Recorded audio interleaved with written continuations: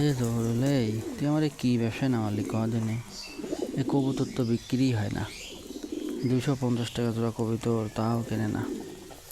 একটা গল্প বলি শোন জহরুল। আমার চাচা এখন এই হাটের মধ্যে গেছে, ওর একটা বকন গরু ছিল, গায়ে গরু আর কি, গায়ে গরু বেচতে। তা গরুটার আবার বাছুর হয় না, বাচ্চা টাচ্চা হয় না, স্বাস্থ্যটা গরুর ভালো, আবার পেটটা একটু মোটা মতো।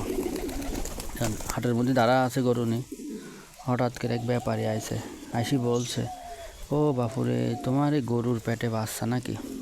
তো যাই হোক, চাচা কিছু বললো না, চুপ করে দাঁড়া থাকলো। খানিক পর আর একটা ব্যাপারে আইছে, আইসি আবার গরুর পেটে টোকা মারছে।